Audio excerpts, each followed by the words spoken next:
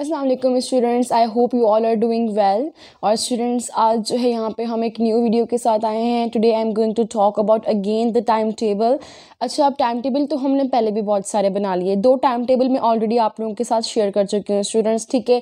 एक में हमारे पास 30 डेज़ का चैलेंज था कि 1 महीने में आपने किस तरह से तैयारी करनी है, और एक में और वो उस टाइम टेबल को भी कुछ स्टूडेंट्स नहीं कवर कर पा रहे थे। क्यों? क्योंकि उनका ये कहना था कि हमने तो अभी फर्स्ट ईयर भी सही तरह से नहीं पढ़ी, हमने तो सेकेंड ईयर भी सही तरीके से नहीं कवर की, इसलिए हमारे लिए वो कवर करना मुश्किल हो जाएगा टाइम टेबल, ठीक है। देखिए, हर स्टूडेंट जो है उसकी अलग सिचुएशन होगी इस टाइम पे। हर स्टूडेंट की जो होती है अलग पावर होती है, स्टडी की एबिलिटी डिफरेंट होती है, ठीक है। तो इसलिए हर स्टूडेंट के लिए डिफरेंट टाइम टेबल होता है। इसलिए मैंने सेकंड टाइम टेबल अपलोड किया, जिसमें मैंने ये बताया कि अगेन आप लोग, आई थिंक 32 डेज़ का था वो टाइम टेबल, 33 डेज़ का था, जिसमें मैंने ये बताया था कि अब आप इन दिनों में किस तरीके से आराम से अपनी फर्स्ट ईयर और इंटर दोनों को मैनेज कर सकते हैं। साथ साथ में एमसीक्यूज भी सॉल्व कर सकते हैं, पास पेपर भी, और आपकी तैयारी बहुत अच्छी परफेक्ट हो जाएगी, ठीक है। अब जो था उस टाइम टेबल को भी कुछ स्टूडेंट्स नहीं फॉलो कर पा रहे थे। अब वो कौन से बच्चे थे जिनको अकेडमी भी जाना है इन दिनों में, ठीक है। अव्वल तो मैंने आप लोगों को अपनी सबसे पहली एनएम डिकेट की वीडियो में कहा था कि अकेडमीज को आप थोड़ा अवॉइड करें इस टाइम पे। सेल्फ स्टडी जो है इस टाइम पे ज़्यादा इंपॉर्टेंट है। लेकिन अगर आप फिर भी जा रहे हैं तो उसके लिए भी कोई परेशानी की बात नहीं है। मैं आप लोगों के लिए आज नया टाइम टेबल लेके आई हूँ, जिसमें हम बात करेंगे अगर आप अकेडमी गोइंग स्टूडेंट हैं तो अपने अकेडमी और अपने सिलेबस को किस तरीके से मैनेज करना है, ठीक है। और अगर आप अकेडमी नहीं भी जा रहे और बाकी पहले वाले 2 टाइम टेबल पे आप फोकस नहीं कर पाए, तो अगेन ये वाला टाइम टेबल आप भी यूज़ कर सकते हैं। अगर आप अकेडमी गोइंग नहीं भी हैं, सिर्फ होम पे आप अपनी तैयारी कर रहे हैं, तो आप भी ये वाला टाइम टेबल जो मैं आज बता रही हूँ इसको यूज़ कर सकते हैं। ये बहुत ही ऑथेंटिक, बहुत ही अच्छा टाइम टेबल है, बहुत ही अच्छा टाइम टेबल है, और आई होप कि आपको इससे तो फाइनली फ़ायदा पहुँचेगा ही पहुँचेगा। इवन कि मैंने इस टाइम टेबल पे इतनी मेहनत की है कि मैंने एक चैप्टर लिखकर बता दिया स्टूडेंट्स को, क्योंकि मैं देख रही थी कि स्टूडेंट्स को बहुत इशू हो रहा है टाइम टेबल बनाने में। लेकिन टाइम टेबल बनाना बजाते हम देखें तो हमें बहुत आसान चीज़ लगती है कि भाई टाइम टेबल तो कोई भी बना सकता है कि मैंने इतने टाइम में ये पढ़ना है, इतने टाइम में ये पढ़ना है। लेकिन देखिए, अभी भी कुछ स्टूडेंट्स को टाइम मैनेजमेंट का नहीं समझ आती। उनको नहीं समझ आती कि मुझे किस तरीके से अपने सब चैप्टर्स को, सब MCQs वगैरह को, या सब चीज़ों को, सिलेबस को किस तरह से कवर करना है। तो इसलिए आपके लिए ये वीडियो ज़्यादा इंपॉर्टेंट है, क्योंकि मैंने बहुत डिटेल में ये वीडियो बनाई है ताकि आप लोगों को अब मैं सही तरीके से समझा सकूं, इसके बाद ना कोई आप लोगों को इशू हो। अच्छा स्टूडेंट्स, सबसे पहले मैं आप लोगों को ये बता दूं कि असल में आप टाइम टेबल फॉलो क्यों नहीं कर पाते हो, ठीक है। मैं अब आपको बता दूं पहले। अब आपने पहले वो पॉइंट सुनने हैं, आपने स्किप नहीं करना यहाँ से। अब गलती सबसे बड़ी ये होती है, एक तो आप एक वीडियो ओपन करके आ जाते हो देखने के लिए, फिर आप उसको स्किप कर देते हो बीच में। लेकिन जब तक आप एक अच्छी तरीके से, काउंसलिंग अच्छी आपको तभी मिलेगी और उसका फ़ायदा आपको तभी होगा जब आप उसको प्रॉपरली फॉलो करोगे। और फॉलो तब करोगे जब एक एक बात आप सुनोगे, सही है। तो सुनो प्लीज़ एक दफ़ा, ठीक है। मैं ये कहना चाह रही हूँ कि आप टाइम टेबल को फॉलो इसलिए नहीं कर पाते हो, आप अपनी पढ़ाई मुकम्मल इसलिए नहीं कर पा रहे हो, सिलेबस अपना कवर इसलिए नहीं कर पा रहे हो बिकॉज आप एक दिन टाइम टेबल देखते हो यूट्यूब पे आके, आप बहुत खुश हो जाते हो कि यार मुझे तो बहुत अच्छा टाइम टेबल मिल गया। उसको उतार लेते हो, ठीक है, नोट डाउन कर लेते हो। अब क्या करते हो, आपके अंदर एक हाई एनर्जी आ जाती है उसको फॉलो करने की। 1 दिन फॉलो किया, 2 दिन किया, 3 दिन किया, 4 दिन किया, 5 दिन भी किया। अब क्या होगी, एनर्जी आस्ता आस्ता लो गई। अब आप थकना शुरू हो गए, अब आपसे नहीं पढ़ा जा रहा। अब सबसे बड़ा इशू यहाँ पे आ गया कि जितनी आपने 5 दिन मेहनत की थी उसका पूरा सत्यानाश कर दिया आपने 3-4 आगे आने वाले दिनों में, क्योंकि आपने उनमें सही तरीके से पढ़ा ही नहीं। कभी सो गए, कभी इधर लेट गए, कभी उधर लेट गए, अजीब सी लेजीनेस आप में आ जाती है, बीमार हो जाते हैं। अब उसका मैं आपको बताती हूँ, काफ़ी सारे स्टूडेंट्स को लगता है कि भाई मैं बहुत पढ़ता हूँ मैं इसलिए बीमार हो गया। देखिए, मैं आपको बताती हूँ ऐसा कुछ भी नहीं होता। आप बीमार क्यों होते हो, आपका सिलेबस कंप्लीट क्यों नहीं होता, उसकी ये वजह होती है कि आप सारी एनर्जी एक टाइम पे लगा देते हो, ठीक है। अब देखिए, हमारे पास मेडिकली और साइकोलॉजिकली प्रूफ है कि आप कोई भी चीज़ ज़्यादा होगी तब भी आपको नुकसान देगी, कम होगी तब भी आपके लिए वो फ़ायदेमंद नहीं होगी। तो आप उसको बैलेंस रखो, सही है। अब एकदम से आप अपना एनर्जी लेवल हाई कर लेते हो पहले कुछ दिनों में और टाइम टेबल को फॉलो करना स्टार्ट कर देते हो। चैप्टर 1 आपने पढ़ना होता है और उसके ऊपर आप इतनी खुशी के साथ एनर्जी लगाते हो, इतनी हाई एनर्जी लगाते हो कि अगले चैप्टर की तरफ आप जा ही नहीं पाते हो, थक जाते हो, ठीक है। तो आप इतना एक्साइटेड मत हुआ करो, आप बहुत आराम से तहम्मुल से पढ़ा करो। कभी कभी ना खुद को भी खुद की नज़र लग जाती होती है, ठीक है। तो आपने इतना ज़्यादा अपनी हाई एनर्जी नहीं रखनी, इतनी ज़्यादा हाई एनर्जी नहीं करनी, एक्सीड नहीं करनी, ठीक है। एनर्जी रखनी है, इतनी रखनी है कि मैंने आज पढ़ लिया, कल पढ़ लिया। इतनी रखनी है कि मेरा जो चैलेंज है पूरे महीने का मैं उसको फॉलो कर सकूँ। रोज़ मेरी एनर्जी सेम रहनी चाहिए, ठीक है। तो आपकी पहली तो ये गलती है। उसके बाद मैं इस टाइम टेबल में प्रॉपर में लेके आई हूँ आप लोगों के लिए, आपके खाने पीने सोने हर चीज़ का मैं बना के लाई हूँ। बहुत इस पर मैंने मेहनत किया है, क्योंकि पहले मैं आपके सोने की बात नहीं करी थी प्रॉपरली। तो काफ़ी स्टूडेंट्स इस तरह के हैं जिनको कंप्लीट गाइड चाहिए होती है, ठीक है, A to Z उनको चाहिए होता है। तो मैं A to Z ही आपको बताऊंगी अब इस वीडियो में। और पहले मैं आपको बता दूं कि ये 35 डेज का चैलेंज है। 24 आवर्स हमारे पास एक दिन में होते हैं। 6 आवर्स आप लगा लें कि आपकी एकेडमी है, और 6 घंटे आपने सोना है। अब सोने की आपने क्या रूटीन रखनी है कि रात को आपने 5 घंटे सोना है, और दिन में एकेडमी से वापस आके 1 घंटे सोना है, क्योंकि आप आगे साथ ही पढ़ाई नहीं कर सकते हो, सही है। उसके बाद हमारे पास पीछे क्या बचेंगे, 12 घंटे बच जाएंगे घर पे सेल्फ स्टडी के लिए। अब उसमें से आपको मैंने बता दिया कि 2 आवर जो होंगे आपने एकेडमी का होमवर्क भी जाहिर बात है कोई ना कोई होगा, आपने वो 2 घंटे वो बैठ के करना है। या आपने एकेडमी में पॉइंट्स नोट किए होंगे, कोई नोट्स वगैरह बनाए होंगे, उसको बैठ के उन 2 घंटों में रिवाइज कर लेना है आपने, ठीक है। अब भी देखो 2 घंटे बैठते हो ना, तो 2 घंटे एक एक मिनट एक एक सेकंड का ख्याल भी रखा करो। ऐसा नहीं है कि 2 घंटे बैठ के पढ़ना शुरू हुए हो और बीच में से 10-15 मिनट के लिए कहीं और डिस्ट्रैक्ट हो गए, ठीक है। ऐसा मत करना प्लीज़, वरना आप कुछ भी नहीं कर पाओगे। आपका रोज़ कोई ना कोई काम रह जाएगा, फिर अगले दिन पे छोड़ दोगे, अगले दिन पे छोड़ दोगे, और यूँ आपकी एंड डे तक तैयारी नहीं होगी। और लिखवा के ले लो, फिर आखिरी 3 दिनों में आप दिन रात एक करके आंखें जला के अपनी नींद बर्बाद करके पढ़ोगे। और उससे अच्छा है कि आप अभी तरीके के साथ पढ़ना शुरू कर दो, ठीक है। ठीक है, तो हमने जो थे 2 घंटे एकेडमी के लिए भी निकाल लिए स्टूडेंट्स। अब हमारे पास पीछे 10 घंटे बचे हैं। 10 घंटे माने रखते हैं, सही है। 10 घंटे बहुत माने रखते हैं, इसको कम मत समझना। 10 घंटे में पता नहीं इंसान क्या से क्या कर सकता है। 10 घंटे में से 1 घंटा लगा लो आपने 2 टाइम का खाना खा लिया, डिनर लंच इसमें लगा लो, क्योंकि उसमें आपने सिर्फ 15-15 मिनट लगाने हैं, ठीक है। और आप थोड़ा बहुत कुछ और मतलब इसमें ऐड कर सकते हो। बाकी फिर 9 घंटे बच गए। 9 घंटे भी इनफ है स्टूडेंट्स, 9 घंटे भी बहुत होते हैं, सही है। अब मैं आप लोगों को बता दूं कि आपका स्टडी सोर्स क्या होगा। एक चैप्टर जब आप पढ़ लेंगे, आपने वो चैप्टर अपने पहले बोर्ड की बुक से पढ़ना है। मैंने टाइम मैनेजमेंट के ऊपर वीडियो बनाई थी पहले, उसमें मैंने आपको अच्छे तरीके से तफसील से समझाया था कि आपने तीनों बोर्ड की बुक्स को किस तरह से कवर करना है। अभी देख सकते हैं तो आपके पास वो भी जाके आप देख लें, ठीक है। और शॉर्ट में मैं आपको ये बता देती हूँ। सो स्टूडेंट्स, आप जो एक चैप्टर पढ़ लेंगे कंप्लीट, ठीक है, आपने वो चैप्टर पहले अपने बोर्ड की बुक से पढ़ना है। अगर आप सिंध बोर्ड के हैं तो पहले आपने सिंध बोर्ड की बुक से पढ़ना है, फिर पंजाब और फेडरल पढ़ना है। अगर आप पंजाब के हैं तो पहले आपने पंजाब की बुक से वो चैप्टर कंप्लीट करना है, क्योंकि आपके कॉन्सेप्ट ज़्यादातर उसमें से अच्छे हैं, सही है। बाकी आपने पढ़नी तीनों हैं, सही है। उसके बाद हमारे पास जो है नोट्स आ जाते हैं। आपने अपने नोट्स पढ़ने हैं, आपके टीचर के दिए हुए नोट्स हैं या आपके नोट्स हैं, आपने उनको एक दफ़ा रिवाइज़ कर लेना है अच्छे तरीके से। उसके बाद आपने लेक्चर्स देखने हैं। लेक्चर्स बहुत सारे स्टूडेंट्स इस वक्त परेशान हैं कि क्या हम सब टॉपिक्स के लेक्चर देखें। नहीं देखें, जिन टॉपिक्स में आप वीक हैं, जिसके आपके कॉन्सेप्ट नहीं क्लियर, आप बस उसके लेक्चर सुने, ठीक है। अगर आपको ज़रूरत है, अगर आपका कॉन्सेप्ट क्लियर है तो देखने की ज़रूरत नहीं है, टाइम बहुत ज़ाया होगा, क्योंकि लेक्चर्स कभी कभी 1-1 घंटे के भी होते हैं, ठीक है। तो वो आपका टाइम वेस्ट होगा और आप डिस्ट्रैक्ट हो जाओगे। उसके बाद आपने करने हैं एमसीक्यू सॉल्व। अपनी गाइड बुक में से आपके पास डिफरेंट एडिशंस के अगर गाइड्स हैं तो वहाँ से एमसीक्यू सॉल्व कर लें, भले वो डोगर्स क्यों हैं कोई और हो, ठीक है। और यहाँ गाइड नहीं आपके पास तो आप क्या करेंगे, पास पेपर जो एमसीक्यूज़ हैं, पास पेपर जो है उसके कुछ एमसीक्यू सॉल्व कर लें।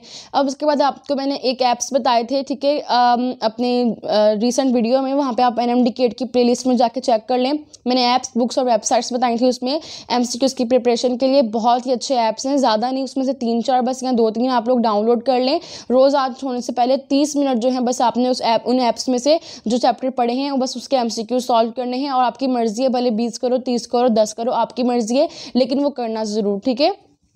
उसके साथ साथ मैंने यहाँ पे फिर भी लिख दिया कि जो स्टूडेंट्स चाहें कि भाई हम इतने सारे एमसीक्यूज़ नहीं सॉल्व करते, वो डेली जो चैप्टर पढ़ रहे हैं उस एक चैप्टर के बस 30 एमसीक्यूज़ भी डेली सॉल्व कर लें तो ठीक है, काफ़ी है। उसके बाद आपके पास जारी बात है अपने इंटरव्यू की तैयारी करने के लिए एकेडमी का सोर्स भी होगा। अब एकेडमी में आपने जाकर क्या डिस्ट्रैक्ट नहीं होना, आपने पूरे लेक्चर्स नहीं नोट करने। Don't write down the whole lecture, ठीक है, हर चीज़ नहीं लिख लेनी, भर नहीं देने पेज आपने वहाँ जाके। आपने सिर्फ की पॉइंट्स जो है ना वो नोट करने हैं, जो खास पॉइंट्स हैं जो आपके पास बुक्स में नहीं लिखे हुए या आपको नहीं पता थे पहले, या आपके नोट्स में नहीं है, बस आपने वो नोट्स करने। खामखा की इधर उधर की हर लेक्चर मत नोट करना, वरना बार बार आप डिस्ट्रैक्ट हो जाओगे। अगेन उसको पढ़ने की कोशिश करोगे और इतना आपके पास टाइम नहीं होगा, खुद थक जाओगे, ठीक है। उसके बाद आपने क्या करना है, रिवाइज करने हैं वो पॉइंट्स जो हैं 30 मिनट रोज़ आपने निकालने हैं, और जो पॉइंट्स आपने रोज़ नोट किए थे एकेडमी में आपने उनको 30 मिनट जो है निकाल के रिवाइज कर लेना है, ठीक है। उसके बाद मैं आपको यहाँ पे बता दूं कि आपने वो नोट्स लेक्चर जो है आपने आपके टीचर्स के लेक्चर्स आपने नोट कैसे करने हैं। आपने ऊपर टॉपिक का नंबर लिखना है, चैप्टर नंबर लिखना है, उसके बाद आपने स्टार्स लगा के मेन पॉइंट्स नोट करना स्टार्ट कर देना है, ठीक है। पूरे पूरे पैराग्राफ मत लिखना क्योंकि वो ना आपसे पढ़े जाएंगे ना आपको समझ आएंगे घर जाके, ठीक है। तो बस अच्छी सी राइटिंग में एक एक स्टार लगा के, बल्कि एक एक स्टार लगा के आपने बिल्कुल शॉर्ट करके उसको जो टीचर ने समझाया है आपने उसको लिख देना है, ठीक है। उसके बाद आते हैं एकेडमी का वर्क, जो मैंने आप लोगों को ऑलरेडी बता दिया कि उसको आपने रोज़ 2 घंटे उसके लिए निकाल के उसको रिवाइज कर लेना है जो आपने पूरे दिन में एकेडमी में पढ़ा था। फ्रेंड्स, सब कुछ स्टूडेंट्स कहेंगे कि यार हमारे तो एकेडमी में टेस्ट होते हैं, तो हम वो उसकी तैयारी कैसे करेंगे अगर हम ये सब कुछ भी पढ़ने लगे। तो मैं आप लोगों को एक सिंपल सी बात बता देती हूँ। अगर आप रोज़ इस टाइम टेबल को फॉलो करोगे तो समझो आप रोज़ चैप्टर्स पढ़ रहे हो, ठीक है, आपकी रोज़ तैयारी हो रही है। तो एकेडमी में जिस दिन किसी चैप्टर का टेस्ट होगा भी, मे बी आपने वो पहले इस टाइम टेबल के थ्रू पढ़ लिया हो, तो आपको बस क्या करना है, उसको 2 घंटे आपने रिवाइज करना है बस। वो आपको जाहिर बात है होमवर्क मिलेगा तो कोई और काम नहीं होगा, तो आपने इन 2 घंटों में बस उसको रिवाइज कर लेना है, ठीक है। और इन 30 मिनट्स में आपने क्या करना है, उसके एमसीक्यू सॉल्व करने हैं, तो उसके लिए परेशान होने की कोई भी ज़रूरत नहीं है। उसके बाद हम आते हैं कि आपने टाइम टेबल जो है उसको फॉलो किस तरीके से करना है। मैंने बहुत ही आसान तरीके से टाइम टेबल बनाया है। एक मैंने मुश्किल चैप्टर रखा है तो साथ मैंने एक आसान रखा है, सही है। अब आपने इसको गौर से देखना है और इसको फॉलो करना है। आपने यहाँ से आप स्क्रीनशॉट ले सकते हैं ताकि आपके पास ये कंप्लीट जो है पिक्चर आ जाए इसकी, सही है। अच्छा स्टूडेंट, साथ ही साथ मैं आप लोगों से शेयर करती जाऊँ कि नोट्स आप लोगों को जो मैं बता रही हूँ कि आप लोगों ने नोट डाउन करना है लेक्चर्स को अपने, वो इस हिसाब से करना है। लाइक देखिए, मैंने जब अपने नोट्स बनाया करती थी, ये एल्कीन्स है, एल्कीन्स में देखें यहाँ पे जो मेन पॉइंट होते थे मैं बस उनको करती थी, ठीक है, राइट डाउन, और उसके अलावा नोट करती थी। और उसके बाद ये देख सकते हैं आपके यहाँ तक मेरा अल्कीन के मेन कॉन्सेप्ट लिख लिया, हर चीज़ जो है वो कवर हो गई। अब ये साइक्लोहेक्सेन स्टार्ट हो गया, इसके मेन पॉइंट्स, इसके जो ये हमारे पास फिगर्स होते थे इंपॉर्टेंट वो बना लिए, ठीक है। ये कुछ मेन पॉइंट्स जो है आगे एरो दे के लिख लिया। उसके बाद यहाँ पे चलें जी, बेंजीन स्टार्ट हो गया। तो ये इस तरह से आपको जो होते हैं ना की पॉइंट्स, आपको इस तरीके से हेल्प करते हैं जिस तरह से मैंने ये बनाए थे। अब यहाँ पे हमारे पास जिस तरह टाइप्स ऑफ ऑर्गेनिक रिएक्शंस हैं, इनको एरो दे के इनको डिफरेंट हमने जो है मैंने की पॉइंट्स के हिसाब से कर लिया। बिकॉज अगर मैं बुक में जाके देखूँ तो बुक में बहुत सारी थ्योरी है, ठीक है। तो एंड टाइम पे आपको नोट्स इस तरीके से हेल्प करेंगे। अगर आप नोट्स में भी थ्योरी भर देंगे, ठीक है, तो बुक्स और नोट्स में कोई फ़र्क नहीं रहेगा और आप नोट्स को कवर नहीं कर पाओगे। दूसरी चीज़, केमिस्ट्री में आपने इन चीज़ों, इस तरह की चीज़ों का ध्यान रखना है। जो इस तरह की होती हैं चीज़ें, ये आप भूल जाएंगे तो आप क्या करें, एक वाइट पेपर पे क्या करें, यूँ आप पॉइंट लगा रहे हैं कि टॉपिक ये था और उसके अंदर हमने इस तरह के जो थे रिएक्शंस पढ़े थे, हम लोगों ने डिफरेंट रिएक्शंस वहाँ पे लिख लिए और वेरिएशंस लिख लें आप लोग, ठीक है। तो इस तरह से आपने इन चीज़ों के ऊपर फोकस करना है केमिस्ट्री में। आगे आप लोग देख सकते हैं कि मैंने ये देखें SP ब्लॉक था, SPD, डिफरेंट ब्लॉक्स बना के मैंने उसके पूरे S के मेन पॉइंट्स यहाँ पे, P के मेन पॉइंट्स यहाँ पे, D के मेन पॉइंट्स यहाँ पे, हर चीज़ में कोई ज़्यादा मैंने कभी किया ही नहीं ताकि मैं परेशान ना हूँ। मैं अपने नोट्स को इस तरह से बनाती थी कि कम से कम बाद में मुझे इनको देखकर ये ना लगे कि मैं ये पढ़ नहीं सकती, ठीक है। तो आपने भी अपने नोट्स को इस तरीके से बनाना है। अभी आप देख सकते हैं कि ग्रुप 2 यहाँ से शुरू हो रहा है। ग्रुप 2 की सारी वेरिएशन, सारे मेन पॉइंट्स मैंने लिख लिए, ठीक है। मतलब इस तरीके से लिख लिया, ऑक्सीडेशन, हाइड्रेशन, सल्फेट्स, नाइट्राइट्स, इनके सारे मैंने लिख लिए और यहाँ तक मेरा ग्रुप 2 खत्म भी होगा और ये ग्रुप 4 स्टार्ट हो गया, ठीक है। तो इस तरह बिल्कुल मेन पॉइंट्स बिल्कुल से आपने, जिस तरह मैंने वेरिएशन लिखा, भी ये डिक्रीज हो रहा है, टॉप टू बॉटम में इंक्रीज हो रहा है, ठीक है। तो ये आपने बिल्कुल इस तरीके से अपनी सारी बनानी है। इस तरीके से एरोज लगा के बना दें, इंक्रीज हो रहा है, डिक्रीज हो रहा है, डिक्रीज हो रहा है, तो आपको आसानी से इस तरह की चीज़ें समझ आ जाएंगी। और अगर फिजिक्स की बात करें, देखिए आपने मेरी राइटिंग पे बिल्कुल नहीं जाना, बिकॉज मैं नोट्स बिल्कुल रफली बनाती थी, ठीक है। मैंने कभी भी उसको प्यार से बैठ के नहीं बनाया कभी भी, ठीक है, बिकॉज मेरा फोकस होता था ज़्यादा मैं स्टडी करूँ, ये राइटिंग पे मेरा टाइम वेस्ट ना हो। तो उसके बाद यहाँ पे देख सकते हैं पोटेंशियल डिफरेंस है, ठीक है। अब उसके फार्मूलाज है, तो मैंने सारे एरोज लगा के सीरीज के साथ मेन पॉइंट्स को डिस्कस किया। और मैंने ये देखिए फार्मूला, जो मैंने आप लोगों से पहले भी बात की थी कि फार्मूला A का आपने फार्मूला लिख लिया है, जिस तरह के हमारे पास P = VI है, ठीक है। अब आपने रीअरेंज करें कि I का किस तरह से आएगा, V का किस तरह से आएगा, इसी को रीअरेंज करके आपने I और V का फॉर्मूला भी निकाल लेना है। इसी तरह से हर फॉर्मूला आपने फिजिक्स का इस तरह से पढ़ना है, तभी आपको फॉर्मूलाज के ऊपर ग्रिप होगी, ठीक है। तो मैंने सारे नोट्स फिजिक्स के भी इस तरह बनाए थे और आपने अपने टीचर के नोट्स भी इस तरह से जो है आपने उनको भी नोट करना है, ठीक है, ताकि आपको आसानी हो पढ़ने में। तो जैसे अभी हम इलेक्ट्रॉनिक्स चैप्टर में आ गए, तो इलेक्ट्रॉनिक्स जो है फिजिक्स का चैप्टर है, ठीक है, तो वहाँ पे अब ये जो चीज़ें याद करने में बहुत मुश्किल होती है स्टूडेंट्स को, ठीक है, तो इसकी मैंने पूरी एक ना सीरीज़ बना ली कि बस ये इस तरह की सीरीज़ में आती है। एक तो मुझे वो ट्रिक्स मिल गई, ठीक है, तो और दूसरा मैंने इनके जो है जो फिगर्स थे वो डबल डबल बनाए ताकि मुझे पता हो कि किस तरह से ये आ सकते हैं, ठीक है। तो आपने पॉसिबिलिटीज़ क्रिएट करनी है। इसी तरह से डॉन ऑफ मॉडर्न फिजिक्स जो है उसको भी इसी तरह से राइट डाउन किया, ठीक है। तो इस तरीके से आप नोट्स बनाएंगे तो आपको नोट्स फ़ायदा देंगे, अदरवाइज आपको अपने ही नोट्स जो हैं वो इधर उधर डिस्ट्रैक्ट कर देंगे। Similarly dawn of modern physics का जो था मेन जो थीम थी, उसका पूरा जो आइडिया था वो मैंने एक ही पूरे पेज पे यूँ कवर कर दिया, ठीक है, जस्ट पॉइंट दे दे के।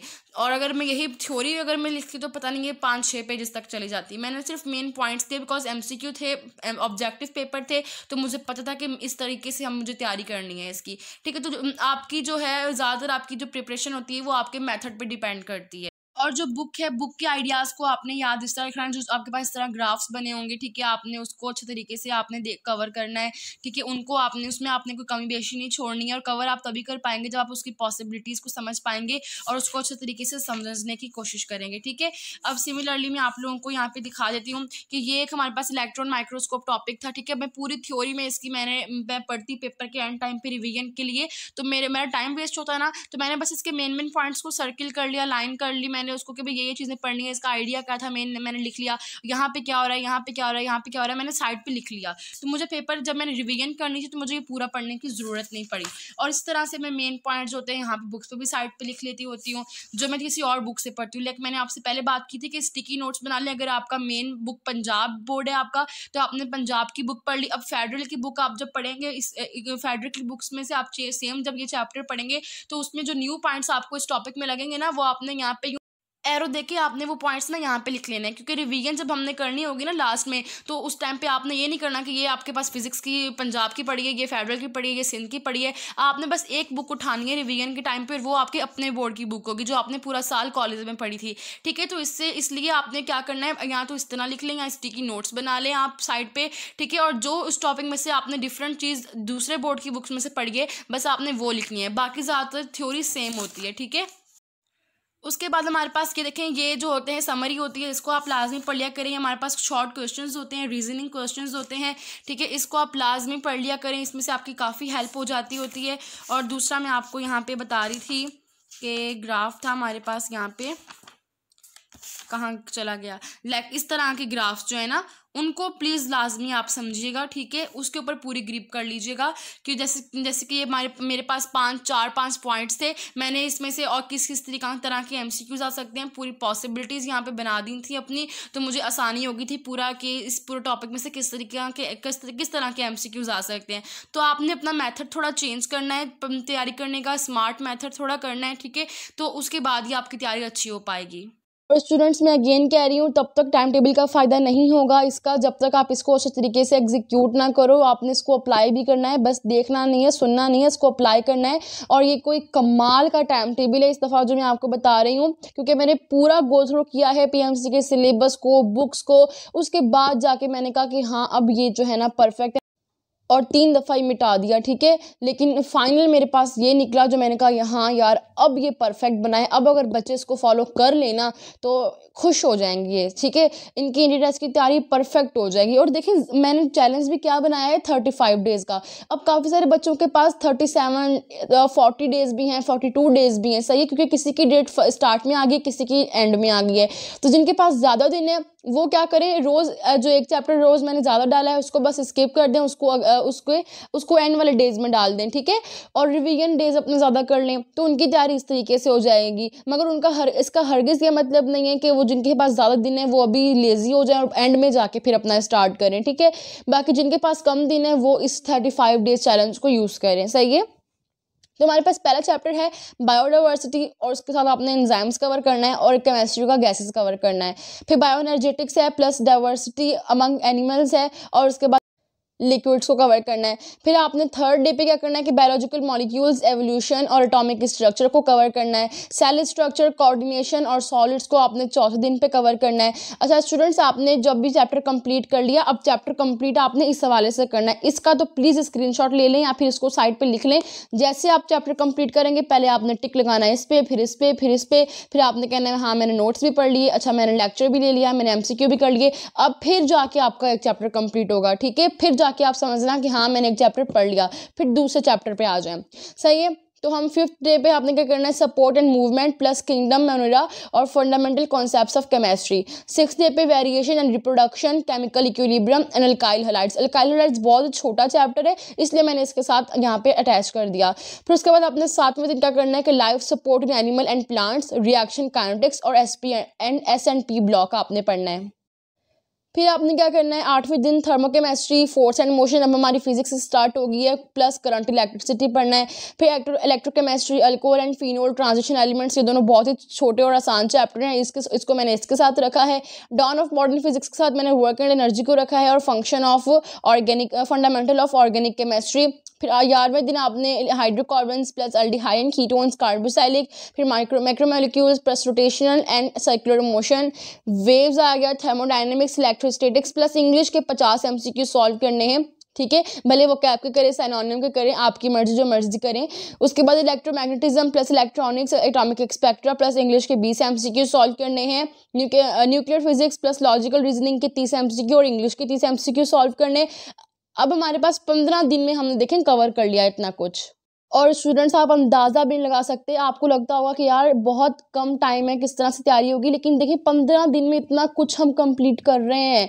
15 दिन के बाद तो हमारी रिवीजन स्टार्ट होने वाली है। अब आप कहेंगे कि इतने चैप्टर एक दिन में कौन करेगा, किससे होंगे। देखिए 9 घंटे है, 9 घंटे आपके पास होंगे, उसमें आप ये कर सकते हैं।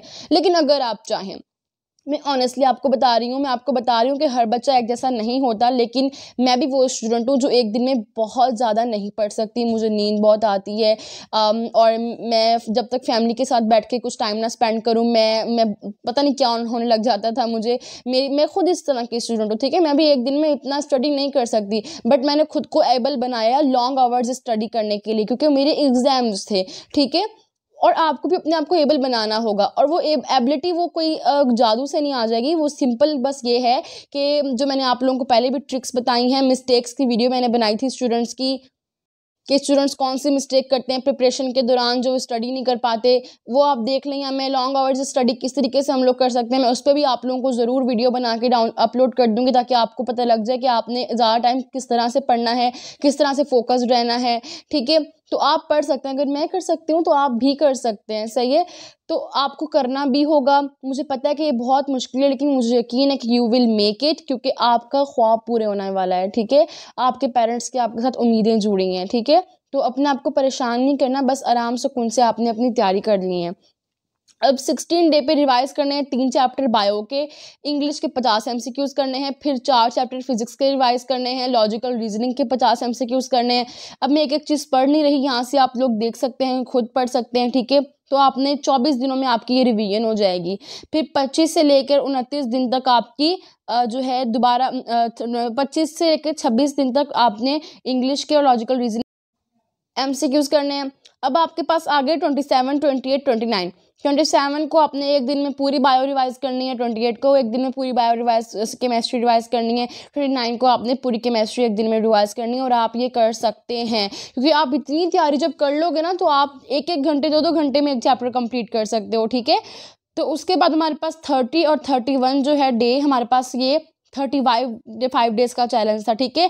अब आपके पास आप कह रहे होंगे कि 29 तक तो चैलेंज खत्म हो गया, अब बाकी हमने दिन क्या करने हैं। बाकी के 6 दिन मैंने आप लोगों के लिए इसलिए छोड़ दिए हैं क्योंकि अगर किसी के पास 35 डेज से कम डेज भी हैं तो वो भी इसको फॉलो कर सकता है। जिसके पास 29 डेज के बाद 6 डेज बच जाएंगे, 35 डेज का चैलेंज है, तो वो क्या करे कि इनमें से कुछ चैप्टर जो है अगर उससे ना हो पाए तो वो क्या करेगा कि उसके पास रिलैक्सेशन होगी, वो बाद में आके भी उसको कवर करता जाएगा, ठीक है। तो कोई परेशानी की बड़ी बात ही नहीं है, आप लोगों के लिए हर चीज़ की मैंने सहूलत कर दी है इस टाइम टेबल में। एक एक चीज़ को मैंने कवर कर दिया है, ठीक है। हर चीज़ मैंने आपको बता दी है, अकेडमी जाना है उसका भी समझा दिया है, तो इसको आपने अब फॉलो करना है, ठीक है स्टूडेंट्स। अब आपको फॉलो करना पड़ेगा, थोड़ा अपने आप को थोड़ा जो है ना कंफर्ट जोन से निकालना पड़ेगा, ठीक है।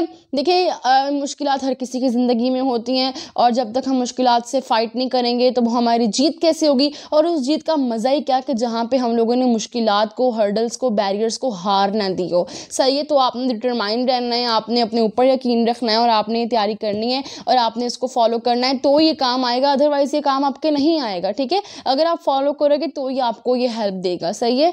तो आप लोग दुआ में अपनी याद रखिएगा। मुझे आप लोगों को कोई भी और टॉपिक के बारे में जानना है तो आप मुझे कमेंट में बताइएगा, मैं उस पर भी वीडियो बनाऊंगी, ठीक है। और इंशाल्लाह ताला अल्लाह आपका भला करे, और जो है मुझे यकीन है कि आप लोग ज़रूर कामयाब होंगे इंशाल्लाह ताला।